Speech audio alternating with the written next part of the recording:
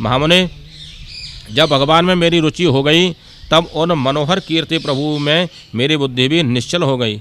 उस बुद्धि से मैं इस संपूर्ण सत और असत रूप जगत को अपने परब्रह्म स्वरूप आत्मा में माया से कल्पित देखने लगा।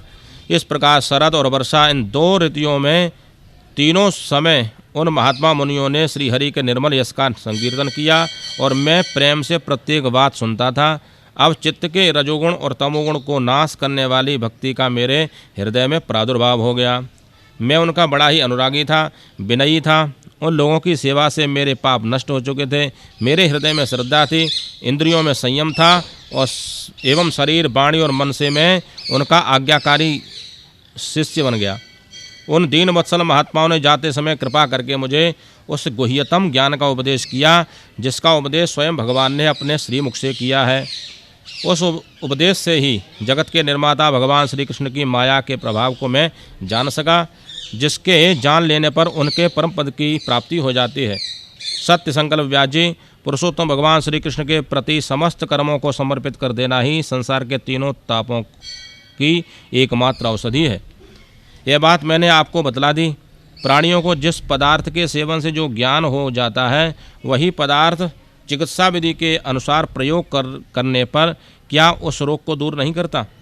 इसी प्रकार यद्यपि सभी कर्म मनुष्यों को जन्म मृत्यु रूप संसार के चक्र में डालने वाले हैं, तथापि जब वे भगवान को समर्पित कर दिए जाते हैं तब उनका कर्मपना स्वयं ही नष्ट हो जाता है। इस श्लोक में जो शास्त्र विहित कर्म भगवान की प्रसन्नता के लिए किए जाते हैं उन्हीं से पराभक्ति युक्त ज्ञान की प्राप्ति होती है।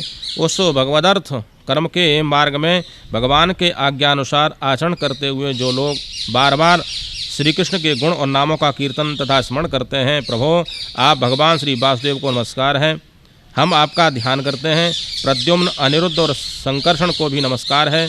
इस प्रकार जो पुरुष चतुर्व्यूह रूपी भगवान मूर्तियों के नाम द्वारा प्राकृत मूर्ति रहित अप्राकृत मंत्र मूर्ति भगवान यज्ञ पुरुष का पूजन करता है, उसी का ज्ञान पूर्ण एवं यथार्थ है। ब्राह्मण, जब मैंने भगवान की आज्ञा का इस प्रकार पालन किया तब इस बात को जानकर भगवान श्री कृष्ण ने मुझे आत्मज्ञान, ऐश्वर्य और अपनी भाव रूपा प्रेम भक्ति का दान किया। व्यास जी, आपका ज्ञान पूर्ण है, आप भगवान की ही कीर्ति का, उनकी प्रेममयी लीला का वर्णन कीजिए। उसी से बड़े बड़े ज्ञानियों की भी जिज्ञासा पूर्ण होती है। जो लोग दुखों के द्वारा बार बार रोंदे जा रहे हैं उनके दुख की शांति इसी से हो सकती है और कोई दूसरा उपाय नहीं है। सूत जी महाराज कहते हैं, सौनक जी, देवर्षि नारद के जन्म और साधना की बात सुनकर सत्यवती नंदन भगवान श्री वेद व्यास जी ने उनसे फिर यह प्रश्न किया। व्यास जी महाराज पूछते हैं, नारद जी, जब आपको ज्ञानोपदेश करने वाले महात्मागण चले गए तब आपने क्या किया? उस समय तो आपकी अवस्था बहुत छोटी थी। स्वयंभू आपकी शेष आयु किस प्रकार व्यतीत हुई और मृत्यु के समय आपने किस विधि से अपने शरीर का परित्याग किया? देवर्षि, काल तो सभी वस्तुओं को नष्ट कर देता है, उसने आपकी इस पूर्व कल्प की स्मृति का कैसे नाश नहीं किया? नारद जी कहते हैं, मुझे ज्ञानोपदेश करने वाले महात्मागण जब चले गए व्यास जी, तब मैंने इस प्रकार अपना जीवन व्यतीत किया। यद्यपि उस समय मेरी अवस्था बहुत छोटी थी, मैं अपनी माँ का इकलौता लड़का था। एक तो वह स्त्री थी, दूसरे मूढ़ थी और तीसरे दासी थी। मुझे भी उसके सिवा और कोई सहारा नहीं था।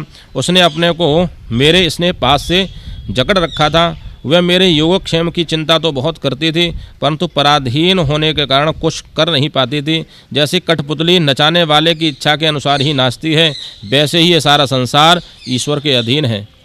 मैं भी अपनी माँ के स्नेह बंधन में बंधकर उस ब्राह्मण बस्ती में ही रहा। मेरी अवस्था केवल 5 वर्ष की थी। मुझे दिशा, देश और काल के संबंध में कुछ भी ज्ञान नहीं था। एक दिन की बात है, मेरी माँ गौ धोने के लिए रात के समय घर से बाहर निकली। रास्ते में उसके पैर से सांप छू गया। उसने उस बेचारी को डस लिया। उस सांप का क्या दोष, काल की ऐसी ही प्रेरणा थी। मैंने समझा भक्तों का मंगल चाहने वाले भगवान का यह भी एक अनुग्रह है, उनकी कृपा है। इसके बाद मैं उत्तर दिशा की ओर चल पड़ा। उस ओर मार्ग में मुझे अनेकों धनधान्य से संपन्न देश, नगर, गांव, अहीरों की चलती फिरती बस्तियां, खाने, खेड़े, नदी और पर्वतों के तटवर्ती पड़ाव, वाटिकाएं, वन, उपवन और रंग बिरंगी धातुओं से युक्त विचित्र पर्वत दिखाई पड़े। कहीं कहीं जंगली वृक्ष थे जिनकी बड़ी बड़ी शाखाएं हाथियों ने तोड़ डाली थी। शीतल जल से भरे हुए जलाशय थे जिनमें देवताओं के काम में आने वाले कमल थे। उन पर पक्षी तरह तरह की बोली बोल रहे थे, भौरे मंडरा रहे थे। यह सब देखता हुआ मैं आगे बढ़ा। मैं अकेला ही था। इतना लंबा मार्ग तय करने पर मैंने एक घोर गहन जंगल देखा। उसमें नरकट, बांस, सेंठा, कुश, कीचक आदि खड़े थे। उसकी लंबाई चौड़ाई भी बहुत थी और वह सांप, उल्लू, सियार आदि भयंकर जीवों का घर हो रहा था। देखने में बड़ा भयावना लगता था। चलते चलते मेरा शरीर और इंद्रियां शीतल हो गईं। मुझे बड़े जोर की प्यास लगी। भूखा तो था ही। वहाँ एक नदी मिली। उसके कुंड में मैंने स्नान किया, जलपान और आचमन किया। इससे मेरी थकावट मिट गई। उस विजन वन में एक पीपल के नीचे आसन लगाकर मैं बैठ गया। उन महात्माओं से जैसा मैंने सुना था, हृदय में रहने वाले परमात्मा के उसी स्वरूप का मैंने मन ही मन ध्यान करने लगा। भक्ति भाव से वशीभूत चित्त द्वारा भगवान के चरण कमलों का ध्यान करते ही भगवत प्राप्ति की उत्कट लालसा से मेरे नेत्रों में आंसू छलछला आए और हृदय में धीरे धीरे भगवान प्रकट हो गए। व्यास जी, उस समय प्रेम भाव के अत्यंत उद्रेक से मेरा रोम रोम पुलकित हो गया। हृदय अत्यंत शांत और शीतल हो गया। उस आनंद की बाढ़ में मैं ऐसा डूब गया, मुझे अपना और ध्येय वस्तु का तनिक भी भान नहीं रहा। भगवान का वह अनिर्वचनीय स्वरूप समस्त शोकों का नाश करने वाला और मन के लिए अत्यंत लुभावना था। सहसा उसे न देख मैं बहुत ही विकल हो गया और अनमनासा होकर आसन से उठ खड़ा हुआ। मैंने उस स्वरूप का दर्शन फिर करना चाहा, किंतु मन को हृदय में समाहित करके बार बार दर्शन की चेष्टा करने पर भी मैं उसे नहीं देख सका। मैं अतृप्त के समान आतुर हो उठा। इस प्रकार निर्जन मन में मुझे प्रयत्न करते देख स्वयं भगवान ने, जो वाणी के विषय नहीं है, बड़ी गंभीर और मधुर वाणी से मेरे शोक को शांत करते हुए से कहा, खेद है कि इस जन्म में तुम मेरा दर्शन नहीं कर सकोगे। जिनकी वासनाएं पूर्णतया शांत नहीं हो गई हैं, उन अधकचरे योगियों को मेरा दर्शन अत्यंत दुर्लभ है। निष्पाप बालक, तुम्हारे हृदय में मुझे प्राप्त करने की लालसा जागृत करने के लिए ही मैंने एक बार तुम्हें अपने रूप की झलक दिखाई है। मुझे प्राप्त करने की आकांक्षा से युक्त साधक धीरे धीरे हृदय की संपूर्ण वासनाओं का भली भांति त्याग कर देता है। अल्पकालीन संत सेवा से ही तुम्हारी चित्तवृत्ति मुझ में स्थिर हो गई है। अब तुम इस प्राकृत मलिन शरीर को छोड़कर मेरे पार्षद हो जाओगे। मुझे प्राप्त करने का तुम्हारा यह दृढ़ निश्चय कभी किसी प्रकार नहीं टूटेगा। समस्त सृष्टि का प्रलय हो जाने पर भी मेरी कृपा से तुम्हें मेरी स्मृति बनी रहेगी। आकाश के समान अव्यक्त सर्वशक्तिमान महान परमात्मा इतना कहकर चुप हो गए। उनकी इस कृपा का अनुभव करके मैंने उन श्रेष्ठों से भी श्रेष्ठतर भगवान को सिर झुका करके प्रणाम किया। तभी से मैं लज्जा संकोच छोड़कर भगवान के अत्यंत रहस्यमय और मंगलमय मधुर नामों और लीलाओं का कीर्तन और स्मरण करने लगा। स्पृहा और मद मत्सर मेरे हृदय से पहले ही निवृत्त हो चुके थे, सब निकल गए थे। अब मैं आनंद से काल की प्रतीक्षा करता हुआ पृथ्वी पर विचरने लगा। व्यास जी, इस प्रकार भगवान की कृपा से मेरा हृदय शुद्ध हो गया, आसक्ति मिट गई और मैं श्री कृष्ण परायण हो गया। कुछ समय बाद जैसे एकाएक बिजली कौंध जाती है, वैसे ही अपने समय पर मेरी मृत्यु हो गई। मुझे शुद्ध भगवत पार्षद शरीर प्राप्त होने पर, अवसर आने पर प्रारब्ध कर्म समाप्त हो जाने के कारण पांच भौतिक शरीर नष्ट हो गया। कल्प के अंत में जिस समय भगवान नारायण एकार्णव प्रलयकालीन समुद्र के जल में शयन कर रहे थे, उस समय उनके हृदय में शयन करने की इच्छा से उस सारी सृष्टि को समेटकर ब्रह्मा जी जब प्रवेश करने लगे, तब उनके श्वास के साथ ही मैं भी उनके हृदय में प्रवेश कर गया। 1 सहस्र चतुर्युगी बीत जाने पर जब ब्रह्मा जगे और उन्होंने सृष्टि करने की इच्छा की, तब उनकी इंद्रियों से मरीचि आदि ऋषियों के साथ मैं भी प्रकट हो गया।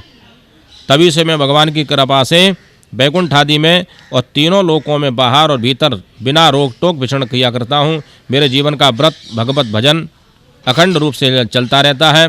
भगवान की देव ही इस स्वर ब्रह्म से विभूषित वीणा पर तान छेड़कर मैं उनकी लीलाओं का गान किया करता हूँ। सारे संसार में विचरता हूँ। जब मैं उनकी लीलाओं का गान करने लगता हूँ व्यास जी, तब वे प्रभु जिनके चरण कमल समस्त तीर्थों के उद्गम स्थान हैं, जिनके चरणों से सारे तीर्थ निकलते हैं और जिसका यशोगान मुझे बहुत ही प्रिय लगता है, बुलाए हुए की भांति तुरंत मेरे हृदय में आकर दर्शन देते हैं। जिन लोगों का चित्त निरंतर विषय भोगों की कामना से आतुर हो रहा है, उनके लिए भगवान की लीलाओं का कीर्तन संसार सागर से पार जाने का सहज जहाज है। यह मेरा अपना अनुभव है। काम और लोभ की चोट से बार बार घायल हुआ हृदय श्री कृष्ण सेवा से जैसी प्रत्यक्ष शांति का अनुभव करता है, यम नियम आदि योग मार्गों से वैसी शांति नहीं मिल सकती। व्यास जी, आज आप निष्पाप हैं। आपने मुझसे जो कुछ पूछा था वह सब अपने जन्म और साधना का रहस्य तथा आपकी आत्मतुष्टि का उपाय मैंने बतला दिया। सूत जी कहते हैं, सोनकादि ऋषियों, देवर्षि नारद ने व्यास जी से इस प्रकार कहकर जाने की अनुमति ली और बीणा बजाते हुए स्वच्छंद विचरण करने के लिए वे चल पड़े। आहा, ये देवर्षि नारद धन्य हैं, क्योंकि ये सारंगपाणी भगवान की कीर्ति को अपनी बीणा पर गा गा करके स्वयं तो आनंद मग्न होते ही हैं, साथ साथ इस त्रिताप तप्त जगत को भी आनंदित करते रहते हैं। वो नारद जी महाराज की जय। सोनक जी महाराज कहते हैं, सूत जी, सर्वज्ञ एवं सर्वशक्तिमान व्यास भगवान ने नारद जी का अभिप्राय सुन लिया। फिर उनके चले जाने पर उन्होंने क्या किया? सूत जी कहते हैं, ब्रह्म नदी सरस्वती के पश्चिम तट पर सम्याप्रास नामक एक उत्तम आश्रम है। वहाँ ऋषियों के यज्ञ चलते रहते हैं। वहीं व्यास जी का अपना आश्रम है। उसके चारों ओर बेर का सुंदर वन है। उस आश्रम में बैठकर उन्होंने आचमन किया और स्वयं अपने मन को समाहित किया। उन्होंने भक्तियोग के द्वारा अपने मन को पूर्णतया एकाग्र और निर्मल करके आदि पुरुष परमात्मा और उनके आश्रय से रहने वाली माया को देखा। इसी माया से मोहित होकर यह जीव तीनों गुणों से अतीत होने पर भी अपने को त्रिगुणात्मक मान लेता है और इस मान्यता के कारण होने वाले अनर्थों को भोगता है। इन अनर्थों की शांति का साक्षात साधन है केवल भगवान का भक्ति योग। परंतु संसार के लोग इस बात को नहीं जानते। यही समझकर उन्होंने इस परमहंसों की संहिता श्रीमद् भागवत की रचना की। इसके श्रवण मात्र से पुरुषोत्तम भगवान श्री कृष्ण के प्रति परम प्रेममयी भक्ति हो जाती है, जिससे जीव के शोक मोह और भय नष्ट हो जाते हैं। उन्होंने इस भागवत संहिता का निर्माण और पुनरावृत्ति करके इसे अपने निवृत्ति परायण पुत्र श्री सुखदेव जी को पढ़ाया। शौनक जी ने पूछा, श्री सुखदेव जी तो अत्यंत निवृत्ति परायण हैं, उन्हें किसी भी वस्तु की अपेक्षा नहीं है, वे सदा आत्मा में ही रमण करते हैं, फिर उन्होंने किस लिए इस विशाल ग्रंथ का अध्ययन किया? सूत जी कहते हैं, जो लोग ज्ञानी हैं, जिनकी अविद्या की गांठ खुल गई है और जो सदा आत्मा में ही रमण करते रहते हैं, वे भी भगवान की हेतु रहित भक्ति किया करते हैं, क्योंकि भगवान के गुण ही ऐसे मधुर हैं जो सबको अपनी ओर खींच लेते हैं। फिर सुखदेव जी तो भगवान के भक्तों के अत्यंत प्रिय और स्वयं भगवान वेदव्यास जी के पुत्र हैं। भगवान के गुणों ने उनके हृदय को अपनी ओर खींच लिया और उन्होंने उससे विवश होकर ही इस विशाल ग्रंथ का अध्ययन किया। शौनक जी, अब मैं राजर्षि परीक्षित के जन्म, कर्म और मोक्ष की तथा पांडवों के स्वर्गारोहण की कथा कहता हूँ, क्योंकि इन्हीं से भगवान श्री कृष्ण की अनेकों कथाओं का उदय हुआ है। जिस समय महाभारत युद्ध में कौरव और पांडव दोनों पक्षों के बहुत से वीर गति को प्राप्त हो चुके थे और भीमसेन की गदा के प्रहार से दुर्योधन की जांघ टूट गई, तब अश्वत्थामा ने अपने स्वामी दुर्योधन का प्रिय कार्य समझकर द्रौपदी के सोते हुए पुत्रों के सिर काटकर उसे भेंट किए। यह घटना दुर्योधन को भी अप्रिय लगी, क्योंकि ऐसे नीच कर्म की सभी निंदा करते हैं। उन बालकों की माता द्रौपदी अपने पुत्रों का निधन सुनकर अत्यंत दुखी हो गई।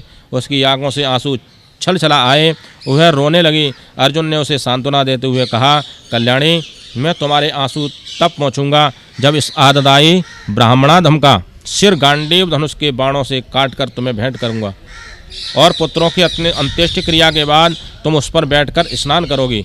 अर्जुन ने इन मीठी और विचित्र बातों से द्रौपदी को सांत्वना दी और अपने मित्र भगवान श्री कृष्ण की सलाह से उन्हें सारथी बनाकर कवच धारण कर और अपने भयानक गांडीव धनुष को लेकर वे रथ पर सवार हुए और गुरुपुत्र अश्वत्थामा के पीछे दौड़ पड़े।